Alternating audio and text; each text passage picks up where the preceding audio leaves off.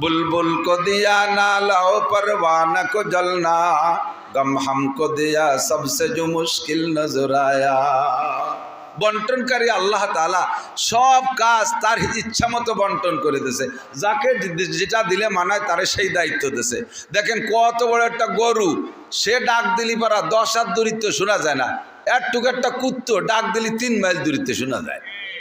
কুত্তরে বানাইছে আল্লাহ তাআলা আওয়াজ দেওয়ার জন্য, এই জন্য সে সরাসরি একটা সাইরেন, ওর আওয়াজ কত দূর যায়।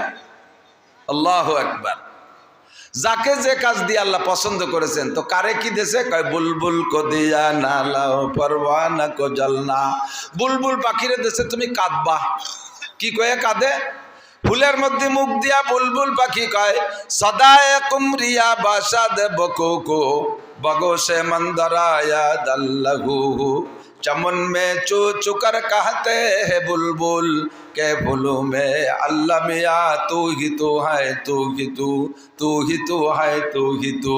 ফুলের মধ্যে বুলবুল পাখি মুখ দিয়া কুহু কুহু করে ডাকে, আমরা বলি কুহু কুহু করে ডাকে, ও শুধু কুহু কুহু করে ডাকে না, ফুলের মধ্যে মুখ দিয়া আল্লাহর নিয়ামতের শুকর আদায় করে। ফুলের মধ্যে আল্লাহ তুমি, ফলের মধ্যে আল্লাহ মিয়া তুমি, মধুর মধ্যে আল্লাহ মিয়া তুমি, আল্লাহ গোলাপের মধ্যে আল্লাহ মিয়া তুমি, জবা ফুলের মধ্যে আল্লাহ মিয়া তুমি। ওরে দায়িত্ব দেশ জীবন ভরে কাঁদবে।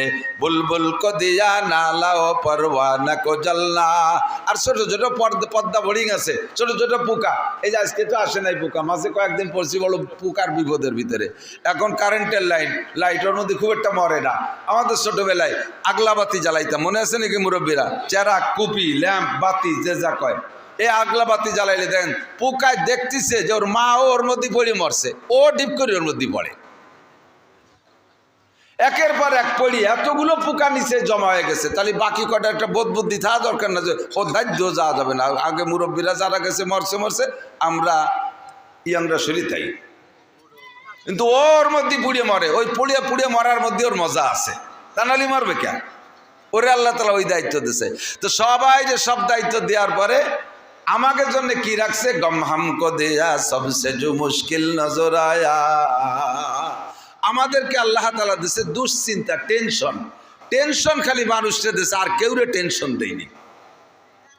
এক লাইন ধরে, আরে খেয়াল করেন, আমাদের বাচ্চা একটা জন্ম হইলে আমরা চিন্তেই মরি, আল্লাহ কি রে খাবি নে, বেশি পয়দা দিলি শেষে যাবি নে কোন জায়গা, এই জন্য একটা অথবা 1.5টা অথবা 2 ছেলে মেয়ে বেশি নেওয়া যাবে না।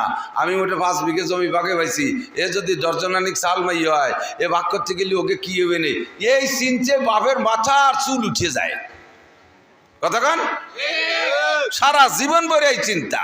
হযরত আলী রাদিয়াল্লাহু তাআলা আনহুকে একজন জিজ্ঞেস করছে, হুজুর বিয়ে করি আমরা, যে বিয়ের বাস্তবতা কি, বিবাহের বাস্তবতা কি? তো হযরত আলী রাদিয়াল্লাহু তাআলা আনহু বলেন, বিবাহের বাস্তবতা 7টা। কয়টা? 7টা। 1 নম্বরে সুরুরু শাহরিন, মাসখানিকের খুশি। জীবন বরিয়া বিয়ে করবো, এই বিয়ে কি জানু কি জানু এই কি দিয়ে কি হচ্ছে, বিয়েটা করার পরে সত্যি কি দেখি না, তাই কি তাহলে মাসখানিক সে কি দেখি, এরপরে আর পরাণ বেরিয়ে যায়, ও খুশি শেষ। এরপরে 2 নম্বরে লুজুমু মাহারিন, গাড়ে 1 বোঝা টাকা এসে চেপে পড়া, দেনমোহর আছে না বিয়েতে? এদিকে দেয় না, খালি লেহে। হ্যাঁ দেয়, আপনারা দেখছেন সবাই? পুরো পরিশোধ করছেন কয়জন? ভাগ করতে গেলে অর্ধেকের বেশি বের হয়ে যাবে পোকা। দেনমোহর খালি খাতায় লিখতে হয় না, পরিশোধ করতে হয়। দেনমোহর পরিশোধ করার যোগ্যতা না থাকলে বিয়ে করো না। হ্যাঁ, আয়োজক কাইলোক বাকি হলিও দিয়ে দিতে হবে, বউরে কয়ে নিতে হবে, দেখো আমি কিন্তু বাহি নগদ দিতে পারবো না, বাজারেতে মাল কেনছেন একটা কয়ে নিয়েছেন যে ভাই আজকে টাকা নেই, শুক্রবারে দেবো, বউরে শুক্রবারের ডেট দিয়ে তারপরে বাহি কিনা বেচাতে হবে। বিটিরা তো বলদ ছাড়ছে, নিজেকে দাম নিজেরাই কয়েছে। যদি বাসর রাত্রে কোনো মহিলা বেঁকে বসে, টাকা না দিলে আমার গায়ে হাত দিবা না, তাহলে দিতেই পারবেন না। টাকা না দিয়ে আমার গায়ে হাত দিতে পারবা না। আমার আব্বা 18 বছর আমারে পাইলে বুঝে রাখছে, কোনো পুরুষ আমার দিক টাকাইতে পারে নাই, আর তুমি বিনি হয়েছে আমার গায়ে হাত দিবা, টাকা পেলাও আর না শরীর বড়। কিন্তু মহিলারা দাম কমাতে উল্টে গেছে, অত কর কায়দাই নাই। আরো বিয়ে বসতে জানি স্বামীরে 10 লাখ দেওয়া লাগে, ছোটবেলায় মুহি কচু বেচতাম, একটার সাথে একটা এসে গেলে জড়াই গড়াই নামে দিকে মানে আল্লাহ জানে। খেয়াল করেন, মুহি কচু বোঝেন? মুহি মুহি কয়নি না গাঠি, গাঠি না আমাকে খেতে হইতো, আমাকে দিক মুহি কয়।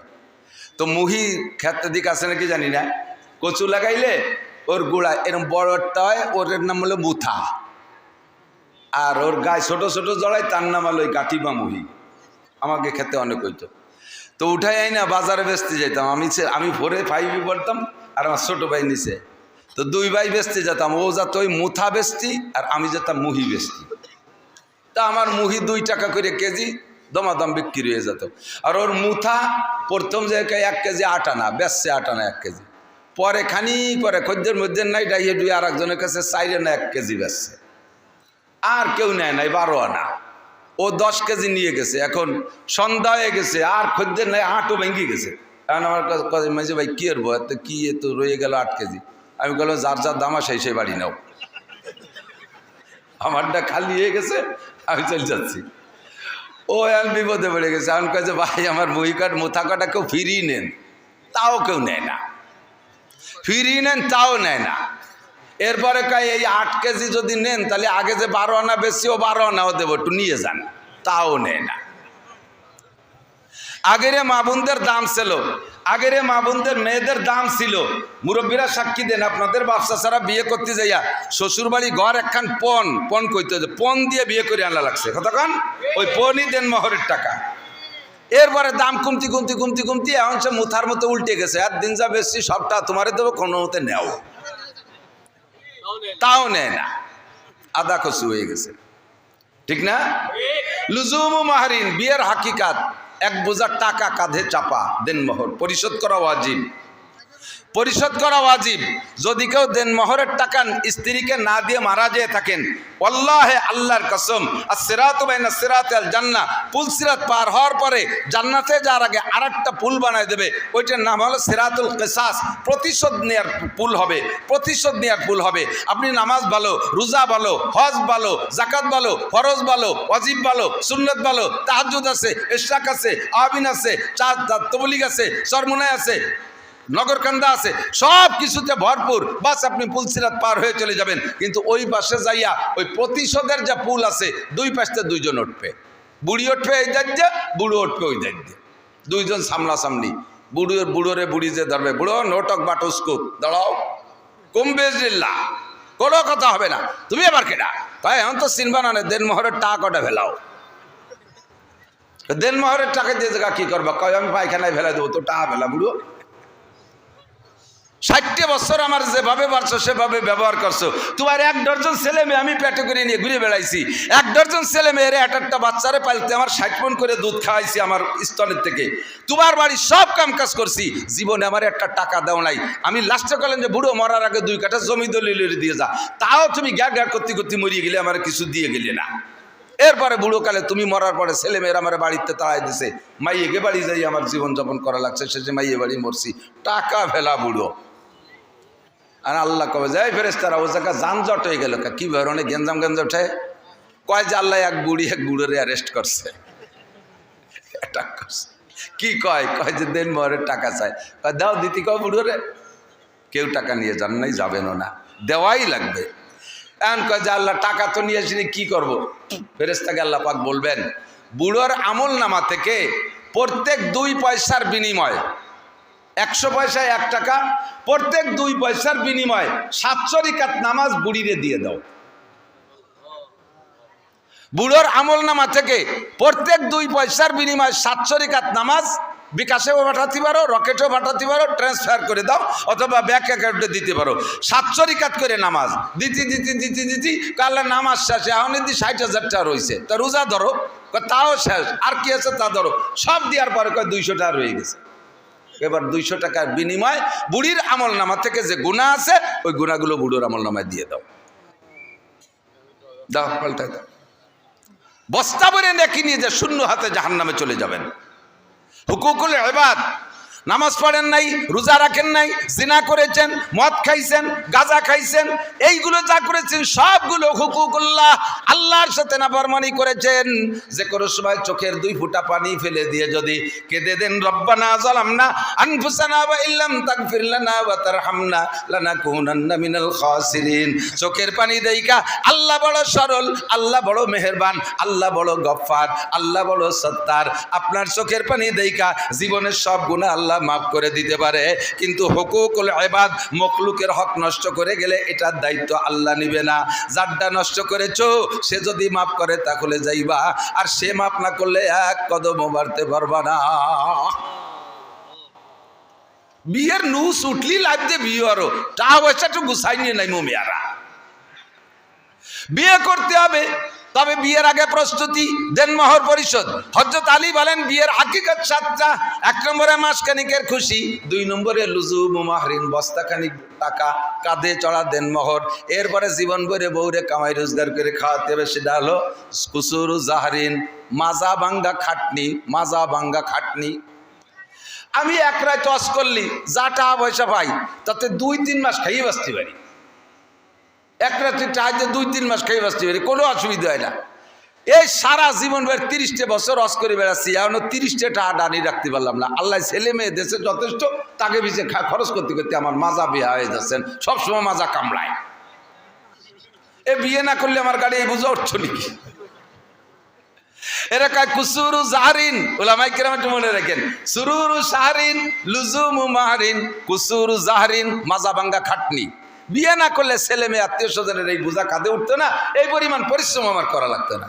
কুসুরু জাহরিন হুমুমু দাহরিন, সারা জীবনের দুশ্চিন্তা, সারা জীবনের দুশ্চিন্তা। এইটাই কব বলি আমি তো সরিয়ে চলি, ওই জায়গাতে এই জায়গায় রেখে হলো কি কয় মুনাসাবাতে বাব, বুখারী হাদিসের ভাষায় বলে মুনাসাবাতে বাব। একটা কথাকে ধরে একটা পুরো আস্ত হাদিস ইমাম বুখারী মুসলিম শরীফ এনরা লিখে দেয়। হুমুমু দাহরিন, কোনো প্রাণীর চিন্তা নাই, আমাদের সারা জীবন ভরে চিন্তা, কামাই করবো কিভাবে, বউ পালবো কিভাবে, ছেলে মেয়ে পালবো কিভাবে, পালা পোষার চিন্তা। এই চিন্তা অন্য প্রাণীর নাই। এই যে সামনে আর মাসখানিক পরে থেকে কুত্তর ডেলিভারি শুরু হয়ে যাবে, সারা আন্তর্জাতিক, সারা দুনিয়া জুড়ে 4-5টা ছেলে মেয়ে একটা কুত্তয় জন্ম দেবে।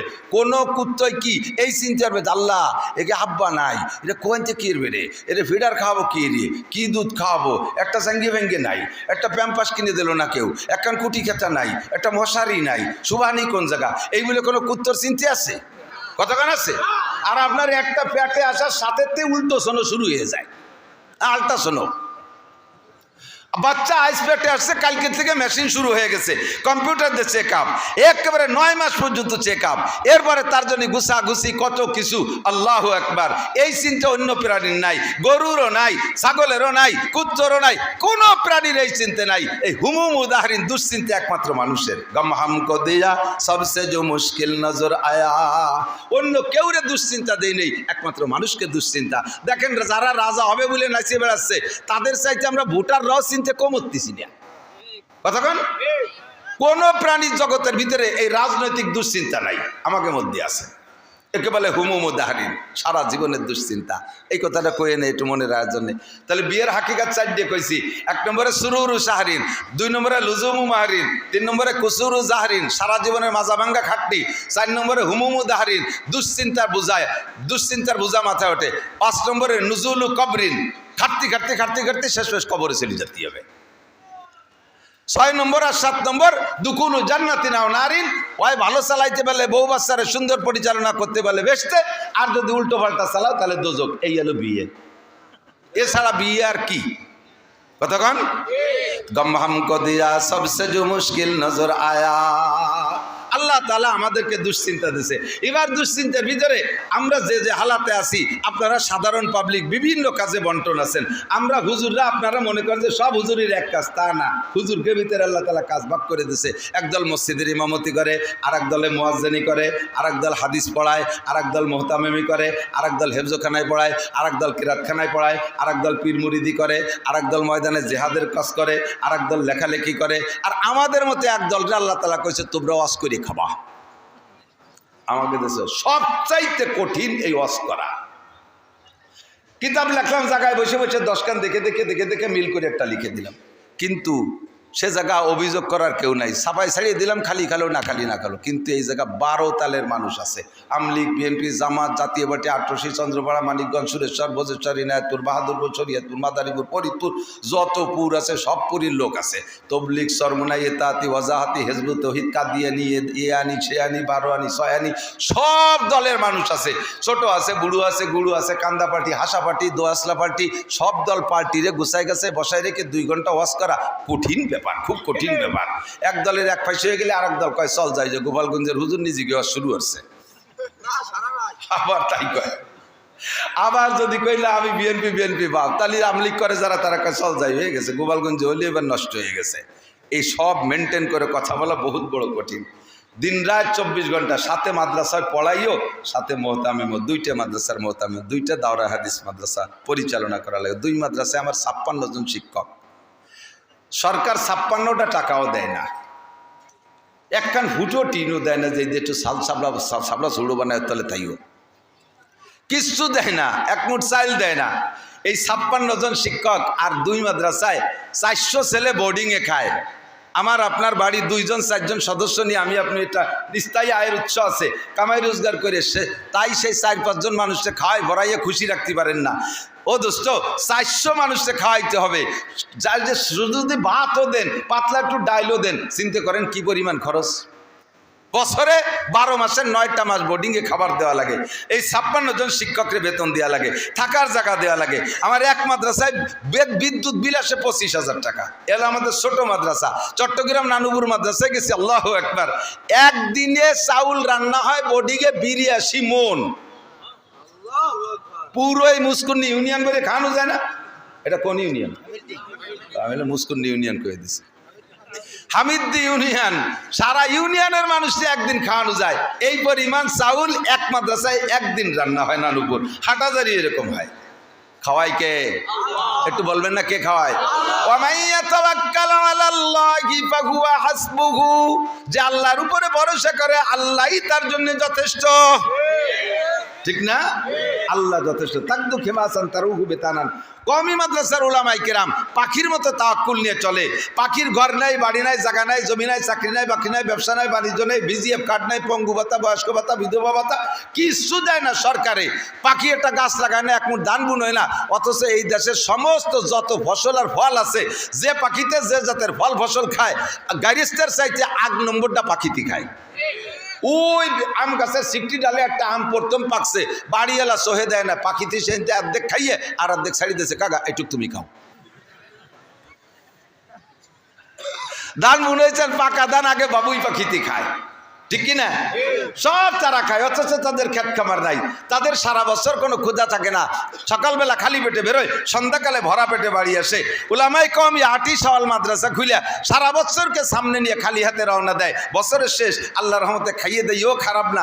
আমি তো এই যে খাটতে শুয়ে যাচ্ছি, আর বাকি হুজুরকে দেখছেন আল্লাহর রহমতে গায়ে গতর গোস্ত আপনার কাছে বাড়িটা কম না, এর বেশ মাতিয়ে গেছে খাইয়ে দিয়ে।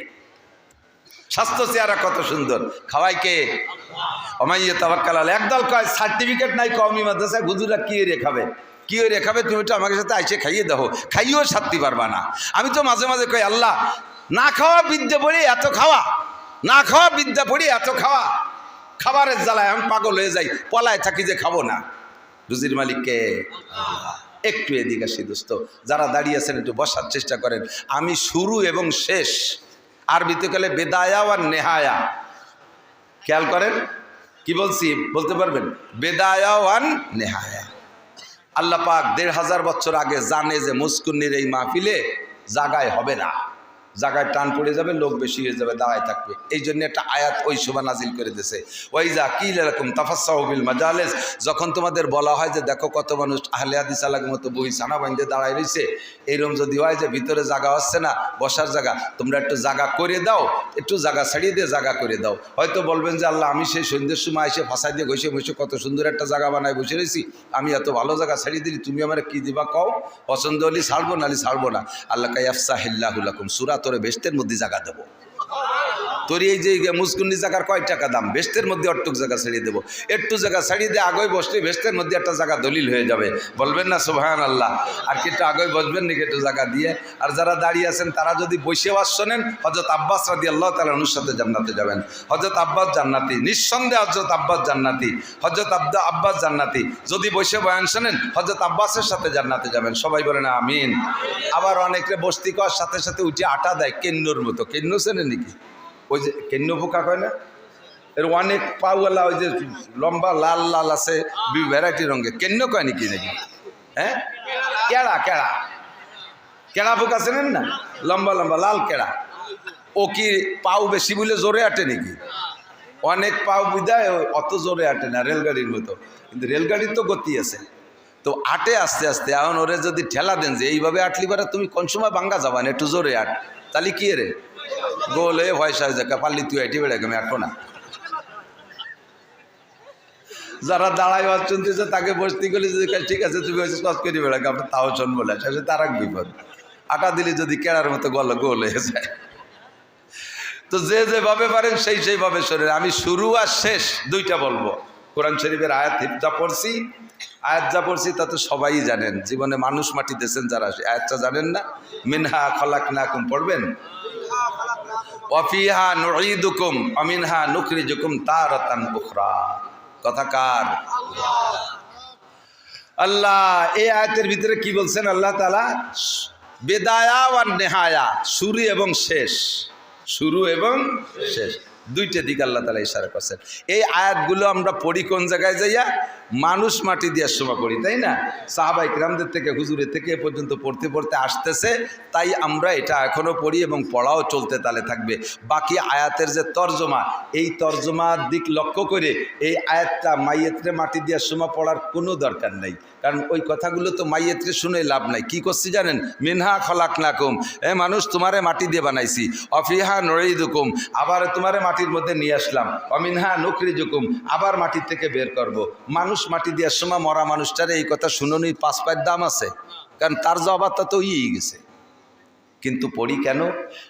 কাফা বিল মাউতে ওয়াইজা, একজন মানুষের সবচাইতে বড় ওয়াইজ, সবচাইতে বড় নাসে উপদেশটা হলো সামনের পর কেউ মরে যাওয়া। মানুষের দিল নরম হয় না, মানুষের কোনোভাবে ওয়াজ করে কান্দানো যায় না, কিন্তু কোনো ওয়াজ লাগবে না। আব্বা মরে গেলেও অনাসে এমনি কাঁদে, মা মারা গেলে এমনি কাঁদে, বউ মারা গেলে এমনি কাঁদে, আপনজন কেউ মারা গেলে এমনি কাঁদে, দিলটা নরম হয়ে যায়। যত বড় বেনামাজি হোক না কেন, পরিবারের একজন সদস্য যদি মারা যায় চোখের সামনে, তাহলে দেখবেন কমপক্ষে সপ্তাহখানিক হলিও নামাজ পড়ে মুসলমান। কতক্ষণ ঠিক ঠিক না? কাফা বিল মাউতে ওয়াইজা, মরণের চাইতে বড় বক্তা আর হয় না, মরণই হলো সবচাইতে বড় ওয়াজ। আল্লাহু আকবার। এই জন্যে মানুষকে দাফন করার সময় ওই আয়াতটা পড়ে নিজেকে নিজে ওয়াজ করি, হে আব্দুল্লাহ, হে আব্দুল কালেক, আব্দুল মালেক, হে মাওলানা নাসির, এই যে লোকটারে দাফন করতেছো তারও যে পদ্ধতি, তোমারও ভাগ্যে সেই পদ্ধতি, তোমারও জীবনে এরকমই হয়েছে, তার যেমন হয়েছে। মাটি থেকে তারে সৃষ্টি করা হয়েছিল, কিছুদিন মাটির উপর দিয়ে ঘুরাইয়া আবার মাটির মধ্যে নিয়ে যাওয়া হলো। আমিনহা নুখরিজুকুম তারাতান উখরা, আবারও তাকে মাটি থেকে কিয়ামতের ময়দানে উঠানো হবে। এই মানুষটার যে হালাত, হে আমার যুব সমাজ, আমার আবাল বৃদ্ধ বনিতা, নারী আর পুরুষ, মা ও বাপ ও ভাইয়েরা, সকলেরই কিন্তু একই হালাত। আমাকেও মাটি দেওয়ার সময় ওই আয়াতই বলা হবে। কথা বলেন ঠিক কি ঠিক না? মিনহা খলাকনাকুম, আল্লাহ কয় তোমাকে বানাইছি আমি মাটি দিয়া। একটু বলেন কি দিয়া? মাটি দিয়া। মাটি দিয়ে বানাইছে। সৃষ্টি জগতে যাহা কিছু সামনে দেখি, এই তার ভিতরে মাটির চাইতে দামি দামি পদার্থ আর ধাতবজাত আছে না নাই? সোনা দামি, রূপা দামি, হীরা দামি, কাঞ্চন দামি, আরো কত কত দামি আছে, সব দামি আমি চিনি না। কমপক্ষে সোনা, রূপা, হীরা, কাঞ্চনের নাম শুনেছি, মণি মুক্তার নাম শুনেছি, অনেকগুলো দেখেছি, এগুলো সবই দামি।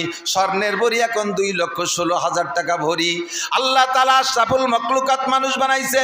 আল্লাহ কয় ওয়ালাকাদ কাররামনা বানি আদম, গোটা সৃষ্টির ভিতরে সবচাইতে সম্মানী করে বানাইছি মানুষকে। জিনের চাইতে দামি মানুষ, ফেরেশতার চাইতে দামি মানুষ, এমনকি আমার কাবা ঘরের চাইতেও দামি মানুষ। একটু খেয়াল করেন, আল্লাহু আকবার। কাবা ঘরের চাইতে একজন মুমিনের ইজ্জতকে আল্লাহ বেশি দিয়েছেন। একটু লক্ষ্য করেন, যদি কোনো মানুষ কোনো মানুষের এগেনস্টে মিথ্যা মামলা করে, আবার খেয়াল করেন, একজন মুসলমান আর একজন মুসলমানের এগেনস্টে যদি মিথ্যা মামলা করে, আর ওই মিথ্যা মামলায় যদি আর একজন সাক্ষী দেয়, মিথ্যা মামলায় যদি বাদীর পক্ষে কেউ সাক্ষী দেয়, মিথ্যা মামলায় যে বাদীর পক্ষে কোর্টে দাঁড়ায় সাক্ষী দিলে আসামি যখন দেখে যে একেবারে তাজা কথা মিথ্যা কথা বলল, আসামির অন্তরে কষ্ট লাগে কি লাগে না? এমনভাবে মিথ্যা মামলায় মিথ্যা সাক্ষী দিয়ে একজন মোমেনের অন্তরে কষ্ট দিলে কি পরিমাণ গুনাহ হয়। আল্লাহর ঘর কাবা ঘর, আল্লাহর কাবা ঘরকে দুশ্মনী কইরা শত্রুতাই করে 36 বার ভেঙে ফেললে যেই গুনাহ, একজন মোমেনের ইজ্জতের পর আঘাত দিলে, তার মনে মিথ্যা মামলা মিথ্যা সাক্ষী দিয়ে কষ্ট দিলে তার চাইতে বেশি কষ্ট হয়, তার চাইতে বেশি গুনাহ হয়। দোস্তরে, এদিক তাকাইলে দেখা যায় কাবা ঘরের চাইতে মোমেনের ইজ্জত সম্মান আল্লাহ বেশি দিয়েছেন। কিন্তু এই সম্মানী মানুষে বানাইছে সোনা দিয়ে না, রূপা দিয়ে না, মণি মুক্তা দিয়ে না, হীরা কাঞ্চন দিয়ে না, মানুষে বানাইছে কি দিয়া? মিনহা খলাকনাকুম, আমি আল্লাহ তোমাদেরকে মাটি থেকে বানাইছি। ডাইরেক্ট মাটি দিয়ে বানাইলে এক কথা ছিল, ডাইরেক্ট মাটি দিয়ে বানাই নাই, মাটির ভিতরে থেকে নির্যাস বের করেছে। মিম্বাই নিসলবিয়া তারাইম, আব্বার পিঠের 2 সানার মাঝখানে ছোট্ট একটা টুপলা আছে। খাদ্য খুরাক আব্বায় যা খায় সব খাদ্যকে নির্যাস বানাইয়া বিভিন্ন সাইডে পাঠাইয়া দেয়। খানিকরে রক্ত বানাইয়া দেয়, কিছুরে ক্যালসিয়াম বানাইয়া দেয়, কিছুরে বিভিন্ন কিছুতে পাক কইরা কিছু অংশ আবার নির্যাস বের করে দেয়। একেবারে তার ভিতরে মূল ম্যাটেরিয়াস মণি বা বীর্য একটা অংশ আল্লাহ বের করে ওখানে রাখে। যেই বীর্যটা এত নাপাক, এত নাপাক, 5 কেজি পায়খানা করলেও তার গোসল ফরজ হয় না, শুধু অজু ফরজ হয়। আর সামান্য 1 ফোঁটা বীর্য হয়ে গেলে সারাটা শরীর নাপাক হয়ে যায়, গোসল ফরজ হয়। বানাইছি 1 নম্বরে মাটি দিয়া, 2 নম্বরে ডাইরেক্ট মাটি দিয়া না, মাটির ভিতরে নির্যাস বের করে বীর্য তৈরি করেছি। যেই বীর্য এত নাপাক যা তোমার আব্বার শরীরে থেকে বের হইলে আব্বার গোসল ফরজ হয়ে গেছে। এত নিচু মানের জিনিস দিয়ে বানাইছি। কেন বানাইছি একটু পরে বলবো। এবার তাই দিয়ে বানাইলাম কোন জায়গা? তোমার মায়ের হেমের ভিতরে, পেটের ভিতরে রেখে তোমারে তৈরি করেছি, সে জায়গা তোমারে খাওয়াইছি কি তা কি তোমার মনে আছে? তোমার মায়ের প্রত্যেক মাসের মাসিকের রক্তকে আমি বন্ধ করে দিয়ে ওই পচা রক্ত, নাপাক রক্ত, হারাম রক্ত